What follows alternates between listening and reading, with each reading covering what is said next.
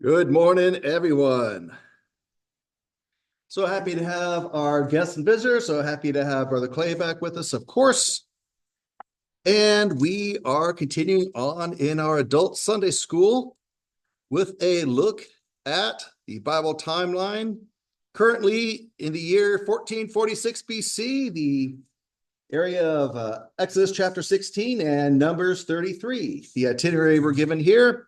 And we're following the mapping courtesy of Dr. Glenn Fritz in his book, The Exodus Mysteries, Midian, Sinai, and Jabal al-Laws. So here we are, Middle Bronze Age, 2A going into B. In the year 1446 BC, Y Ren is the emperor of the Shang dynasty over in China. Egypt still hiring for the position of pharaoh that's become newly available thanks to the Exodus Sea crossing. So as I mentioned, I'm thinking it's probably taken a couple of weeks for news to get back because it took them 14 days by chariot to get to the sea. And so I think it's taking a little bit of time for them to realize, okay, Pharaoh and his army is not coming back. So we need to put someone else on the throne here, which we'll talk about here soon. Yeah, the elect Hamas. Yes, exactly. And I love those Babylon Bee articles talking about, hey, this guy was so excited. He moved up the ranks so quickly. Well, yeah. And their turnover rate's higher than McDonald's. Yes. So Pharaoh of the Exodus, who was lost in the Exodus Sea, it looks like, Dudamos II, we're in Egypt's 13th dynasty now, dynasty just being a line of rulers. And this is in Egypt's second intermediate period. So after the high point of the Middle Kingdom with Joseph's Pharaoh, Amenemhat III, who had the dreams. So after that high point, we're now in this lower point after the big Middle Kingdom and before the New Kingdom, which will happen later on.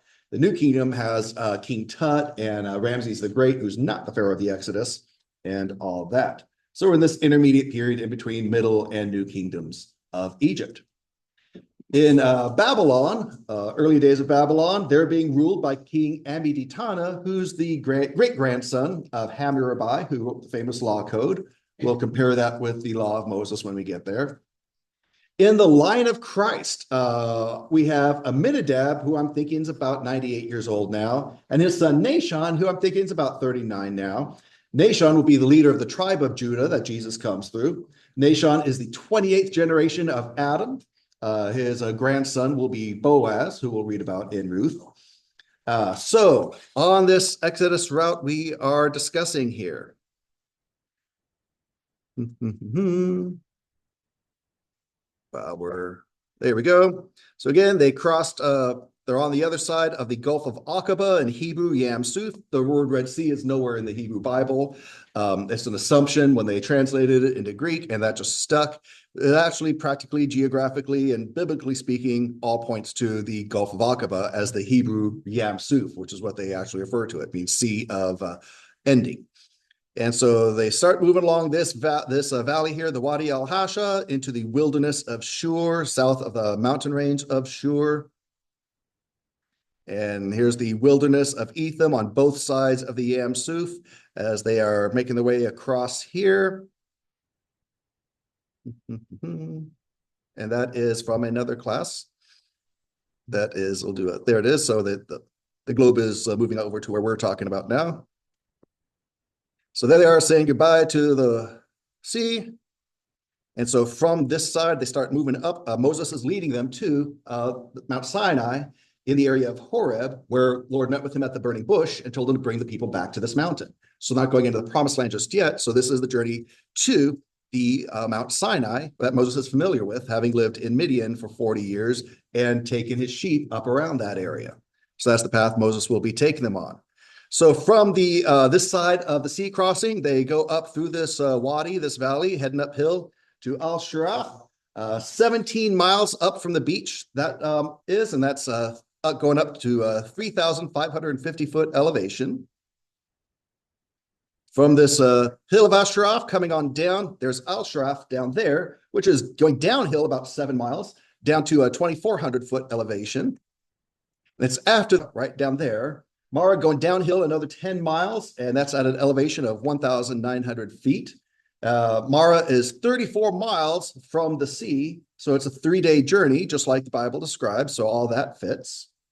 From Mara, we go down to Elim, which is modern Al-Bad, this area here. So go down from Mara to Al-Bad, downhill another 24 miles to an elevation of about 820 feet. Al-Bad, Elim, about 58 miles from the sea crossing, so that's about a 5-day journey. And from Elim, Al-Bad here, some of them split off and go back to the Red Sea, not described in Exodus 16, but described in Numbers 33.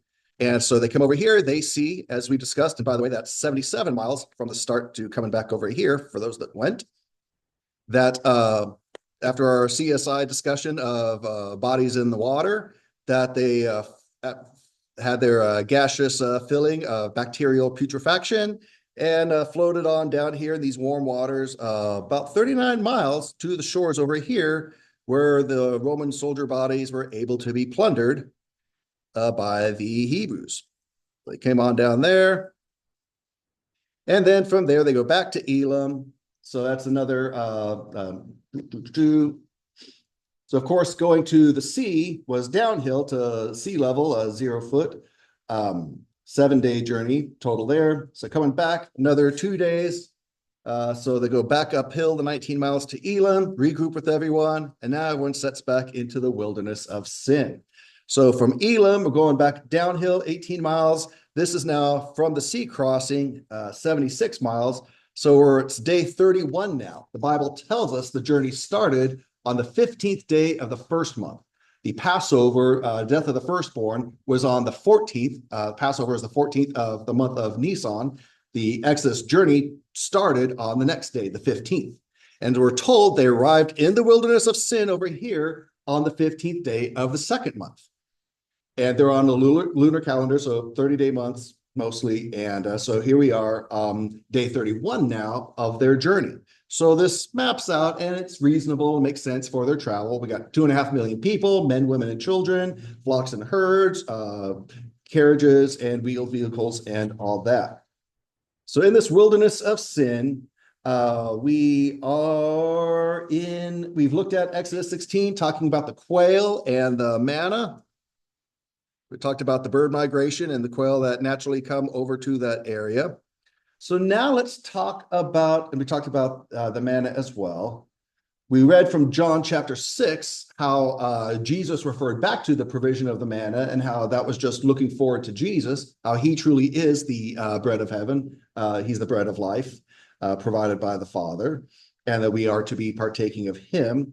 So that's the big recap of how we got to where we are picking up here. Any reactions, thoughts, questions, or everyone all good with that? Good. Cool. Well, before we get to Exodus, let's go to the New Testament, 1 Corinthians chapter 10, which also refers back to this time frame. Paul writing to the church at Corinth, 1 Corinthians chapter 10. Our key is verse 3, but let's refresh the first couple verses. 1 Corinthians 10, verse 1, Paul writes, "For I do not want you to be unaware, brothers and sisters, that our fathers were all under the cloud, and they all passed through the sea, and they all were baptized into Moses in the cloud and in the sea." And verse 3 now, "And they all ate the same spiritual food." So the manna that was provided was more than physical food, it was spiritual food. And there were spiritual instructions for how this was to be partaken of. They were to gather it in the morning, and they were only to gather a day's worth, except on day 6, they were to gather a double day's worth because there wasn't going to be any on the 7th day, the Sabbath day of rest. So that's kind of interesting. So let's go to Exodus chapter 16. Get some further guidance on this. 16, 1-6. Yeah, Exodus 1:6. Let's pick up in verse 16. And this refers to the instructions I was talking about. Exodus 16, verse 16. "This is what the Lord has commanded. Everyone gather as much as he will eat." Bless you. You shall take 3 quarts apiece, according to the number of people each of you has in his tent. The sons of Israel did so, and some gathered much, some gathered little. When they measured it by the 3-quart standard, the one who had gathered much did not have too much, and the one who had gathered little did not have too little. Everyone gathered as much as he would eat. So the Hebrew unit of measure is the omer there. The omer is about 3 quarts, 9.7 cups. And so they're about 2.3 liters. God bless you. So as much as one person would eat for the day. And so those who gathered, basically everyone got what they needed for the day. And so that's a key thing here. Bless you. So everyone comfortable with that? And see that okay? Now hold your place here. We're going to go back to the New Testament again to 2 Corinthians.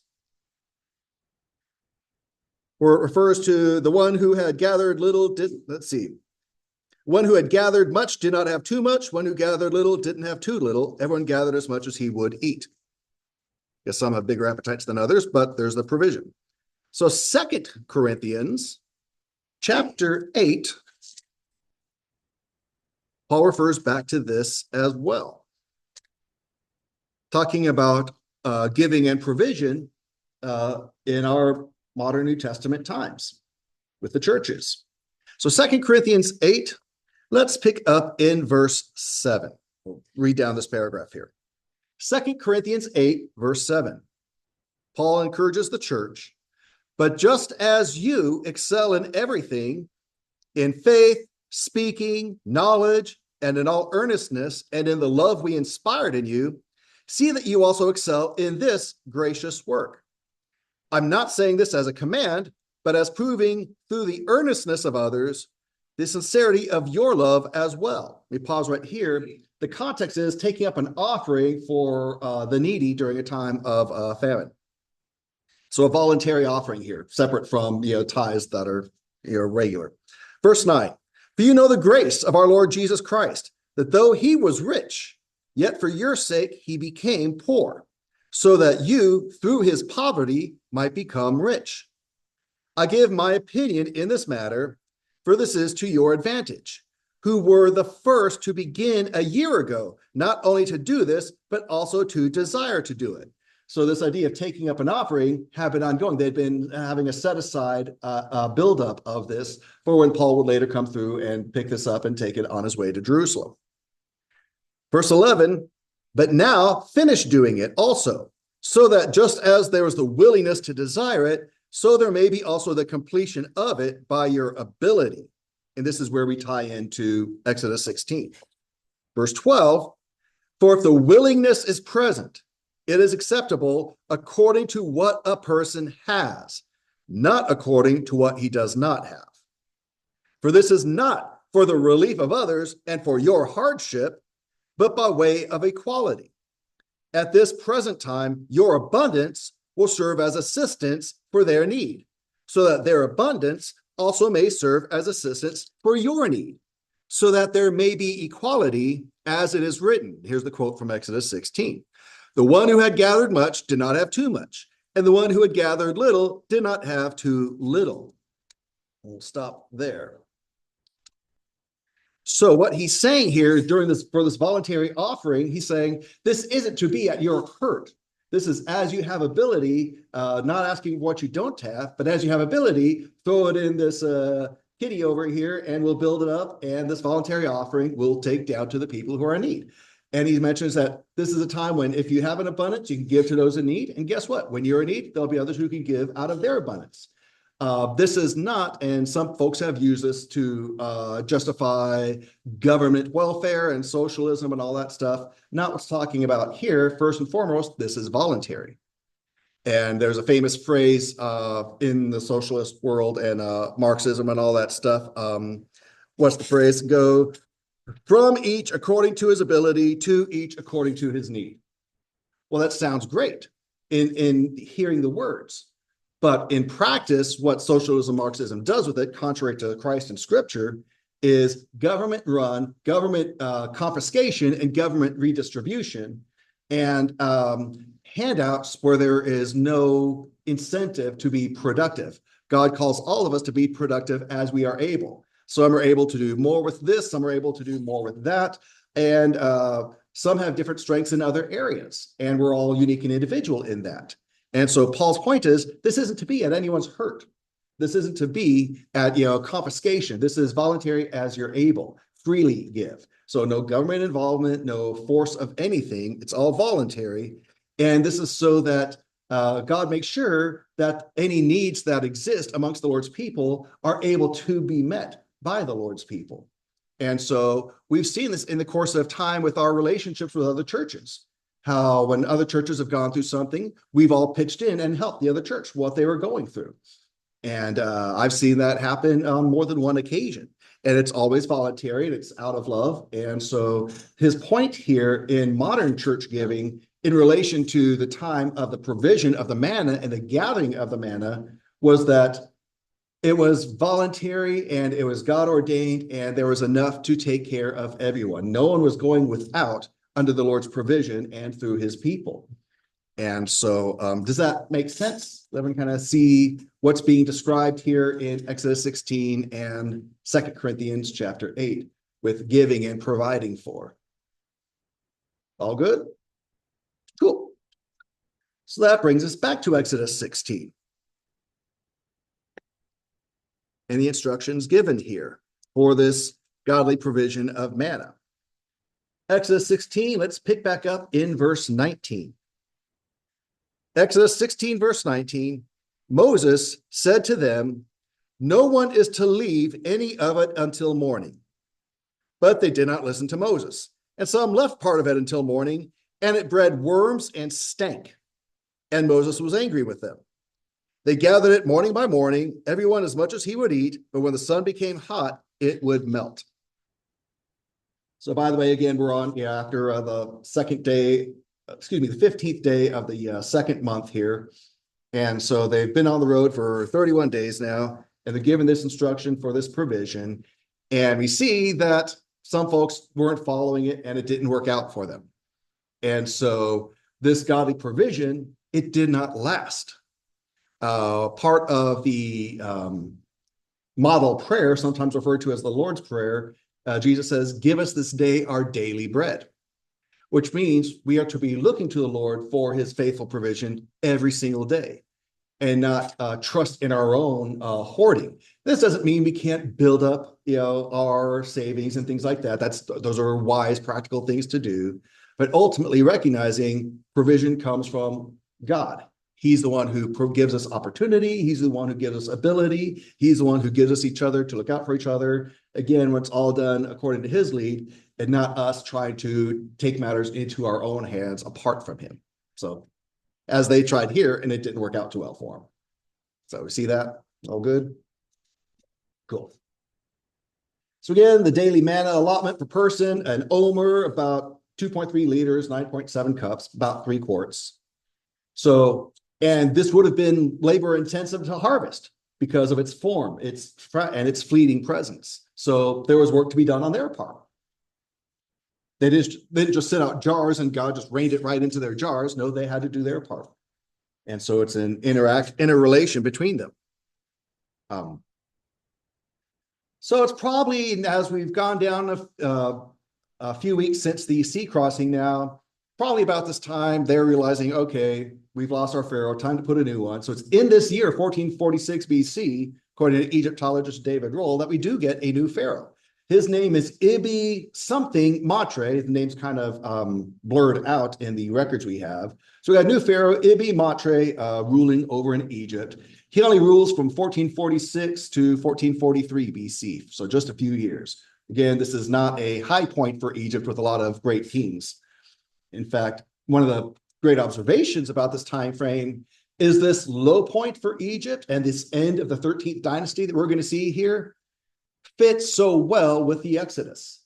There's no other point in Egypt's history that fits the Exodus. Where some say that Ramses is the pharaoh of the Exodus, well, the Exodus was a devastation to Egypt. There was no devastation to Ramses the Great, Ramses II.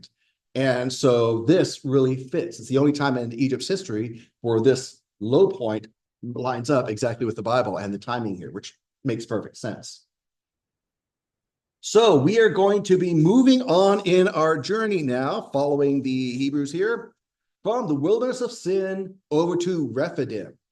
Now, what we're looking at on Google Earth here is these Bible names we're hearing that, of course, mean nothing to us. They mean nothing to me, just reading them and seeing where they make sense on the earth as we know it today. And so we have to remember that while God miraculously provided, these were still real people on real land, traveling across real paths to these places. So it has to work logistically with the Lord's provision, and we'll see that it does. So that's why we've seen, okay, according to Dr. Glenn Fritz, who's a geographer, pointing these things out, seeing how this would all fit, and it does, and it falls in line beautifully with Scripture. So what we're going to see coming out of this wilderness of sin, again, sin just meaning east, not meaning sin, as we say in English, coming from this wilderness of sin over to what the Bible calls Rephidim, we're going to see that going to Rephidim, it's going to take them outside of Midian.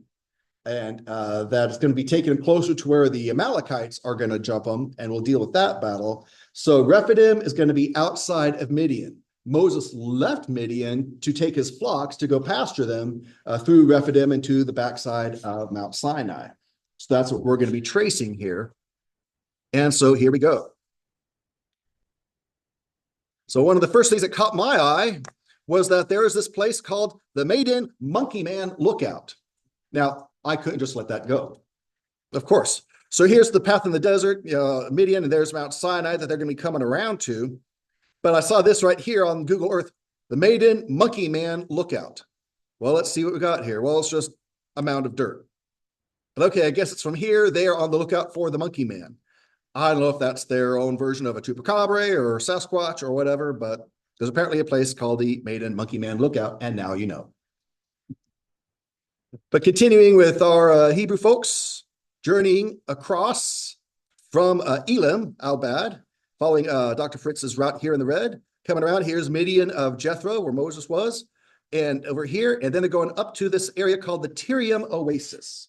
That's about 32 miles through the wilderness of sin here, about 108 miles from the sea crossing. They're traveling about 8 miles a day here. 50 miles southeast of Albad. And so, so going about 108, 114 miles total on this side of the sea so far. Now, if we go to the book of Numbers, we'll see once again, we got some places mentioned in Numbers that are not mentioned in the book of Exodus. You can hold your place in Exodus 16, but let's go back to Numbers chapter 33. Numbers 33, we see two names, and we're going to talk about each one of them, that were not given in Exodus. So about day 35 here, the 19th of the second month, for us be about Wednesday, May 27th, 1446 BC. So they're going in Numbers 33:12. What are we told? Numbers 33:12. They journeyed from the wilderness of sin and camped at Dophkah. Well, where and what could Dophkah possibly be? So let's take a look. So they get from the Tyriam Oasis here, start traveling up to this area here that we're looking at for Dophkah. Now, Dophkah comes from the root word dophak. That means to drive a flock hard, to overdrive. So Dophkah suggests a place of uphill travel, like a valley between mountains, not a wide plain or a plateau. And this fits for this uphill trek here, following the red line here, going 24 miles uphill through areas of soft sand in this Wadi Tyriam, this valley, going up to an elevation now of 1,150 feet. And so going uphill now would have been noted by these folks, and they were probably grumbling about it, because these Hebrews had been going downhill all this time. Their high point was that hill of Asherah we saw, that was the first 17 miles of the sea journey, and now they've been going downhill all this way. So yeah, now they've got to work their way up here. So let's take a look at Dophkah here, in between these mountain ranges. In fact, let's zoom out just a little bit. Wadi Sadir. Let's do this. There's a Try to get this mountain in here. Well, you can kind of see the idea there. So they're traveling in between this and going uphill on their way towards Mount Sinai. So this Wadi Sadir that they're traveling in means uppermost valley, which makes sense with their uphill travels here. So everyone kind of see Dophkah there as they're making their way towards Mount Sinai. Next verse, verse 13, says they journeyed from Dophkah and camped at Alush. So here they are in Dophkah, going up to Alush, which is right there. So Alush means a crowd of men. So sounds like you have tight quarters here. And that actually makes sense when we look at it, because they kind of have to funnel through to get over to where they're going to make their way to Mount Sinai. So they're aiming towards that Khuraitah Pass we're going to talk about, the head of the Wadi Seir. So this is a major bottleneck for them. Tightest part of their entire trip is right here. So this would be like a staging area where they camp, and then they kind of wait their turn to go through and make it to the other side. So it's this area here, probably about 13 miles in length, about 4.5 square miles here. So they could camp here as each group sets out and goes through the bottleneck. The good news is this place here does collect a bunch of wadis come together here. So there'd be water supply at this basin here for them in this springtime, as they're going to go from Alush forward. So that's this area here. So kind of a zoom out.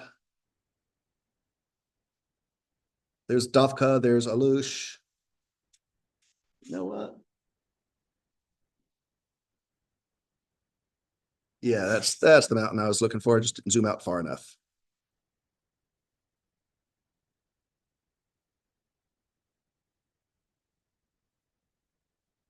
Let me click on you.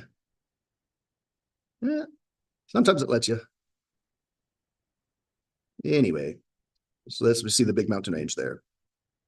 So we've got Dophkah, we've got Alush that are mentioned in Numbers, not in Genesis. And that's going to bring them out to where they're making their way north up to Mount Sinai. So everyone good with that so far? Pretty straightforward. Well, now some things happen on in Exodus 16, heading into the Sabbath. So let's go back to Exodus 16. It's okay, every day they're supposed to pick up a day's worth of this manna. But then we're told, Exodus 16, verse 22. So this would now be Friday, the 21st day of Iyar, day 37 of their journey. Friday, May 29th, about for us. So Exodus 16:22. Now on the sixth day, which would be Friday, they gathered twice as much bread, 2 omers for each one. And so that's about 6 quarts there. When all the leaders of the congregation came and told Moses, then he said to them, "This is what the Lord meant. Tomorrow is a Sabbath observance, a holy Sabbath to the Lord. Bake what you will bake and boil what you will boil, and all that is left over put aside to be kept until morning." So they put it aside until morning, as Moses had ordered, and it did not stink, nor was there a maggot in it. Isn't that great? Just not even one maggot. Isn't that great? Yeah. Where we saw before, the other days of the week when they tried to hoard it, it was all rotten and moldy and maggoty and all that stuff. It bred worms and stank, and Moses was angry with them. Not cool. So verse 25, then Moses said, "Eat it today, for today is Sabbath to the Lord. Today you will not find it in the field. 6 days you shall gather it, but on the 7th day of the Sabbath there will be none." And so we see here that the Lord is faithful to provide, and there's nothing to gather on the Sabbath because they're to eat the leftovers from Friday, because Sabbath is to be a day of rest for them. Make sense? Good.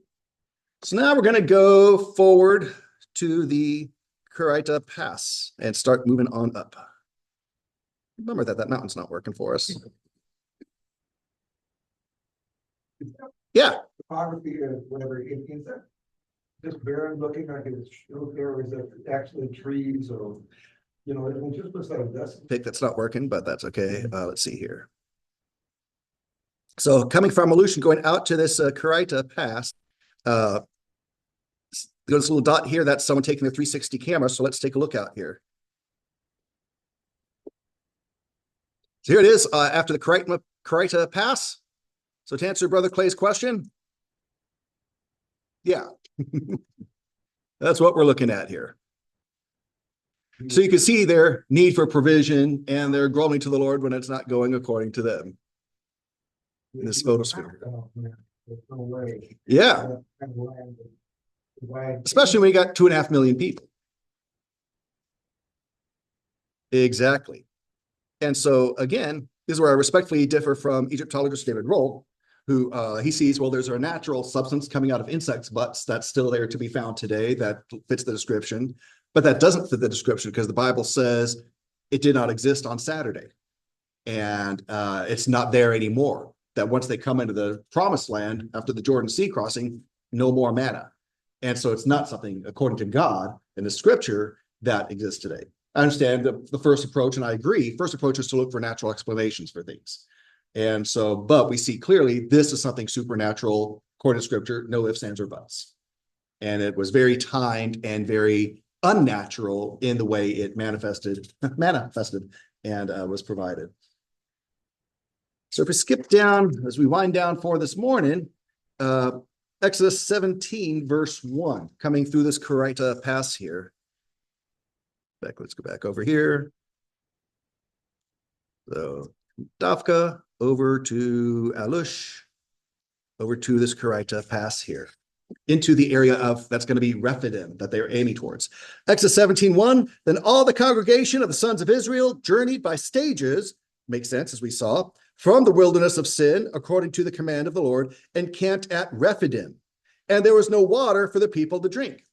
That fits what we just saw there. Numbers 33:14 echoes this. They journeyed from Alush and camped at Rephidim. Now it was there that the people had no water to drink.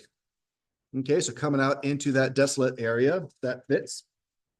So we've now gone 49 miles across here from Tyriam. We're now 157 miles from the sea crossing. So they're averaging about 9.8 miles a day as they're coming here. So they've gone uphill about 17 miles to the 3,900 foot summit here at this Khuraitah Pass. 77 kilometers, 48 miles directly from the coast over. The word Khuraitah actually means pass in Arabic. So it'd be like about a 2-mile narrow rocky ascent and then a small descent, taking it 250 feet down onto this plateau area here. That is known as the Hisma. And so, as you see this here, that's, so zooming out from here, let me show you this here. So the altitude of this flat plateau here, this Hisma, this is at 3,750 foot elevation. So this is going to be key because as we saw from that Monkey Man lookout, looking up at Mount Sinai is pretty high up there. But coming around the back, this backside, this flat plateau is a lot closer up in elevation to the mount. So it's an easier ascent going up to Mount Sinai from the backside that's higher up. And so we'll see that. And so this is actually a pretty good pausing place, but I will show this for picking up next week. So what the Bible refers to as Rephidim, so here's we've crossed, come over, gone over to grab stuff from the Roman soldiers, come on bodies, come on back. So they've come down through here, that Tyriam Oasis, come across Dophkah, Alush, through the Khuraitah Pass, and now they're going to be heading up towards Mount Sinai. This is the area in the Bible known as Rephidim. This would fit their travel path itinerary. And so they're going to be coming up here. And so notice Horeb is this area. Horeb is not a mountain. Mount Sinai is not another name for Mount Horeb. There is no Mount Horeb in the Bible. So Mount Sinai is in Horeb. And so Horeb's the area, Mount Sinai is within it. And so we've got the wilderness of Sinai that they're aiming towards. And of course, the famous rock in Horeb, we'll talk about that as we go as well. Here's another look at it. So again, the red is their travels. So we've got Rephidim here. This is all Horeb, Horeb, Horeb, Horeb. And this is the what's known as the Hisma today. So Horeb and Hisma are probably referring to the same areas. So that's where we'll pick up next week and look at the famous incident with the rock in Horeb. But any other questions or thoughts or reactions to these things we have looked at as the Israelites are getting closer bit by bit to their meeting with the Lord on Mount Sinai? They wandered for 20 years. They will, after their time at Mount Sinai with the Lord, when they start to leave for the promised land, that journey will take 38 years. And so the total time will be 40 years. Yeah, because they're going to spend a good amount of time there with the Lord there at Mount Sinai. Yeah, we're going to actually trace the journey from Mount Sinai to the promised land when we get there. So yeah. And we'll see that and how they, and again, they have reference to the Yam Suf, the sea crossing once again. And so that again shows it has to be a sea that's over in this area and not too close to Egypt. So if we're all good there, we'll go ahead and call it not call it a day, but call it a morning for class here. We'll stop our share, stop our recording, and let's get ready to go before the Lord in song.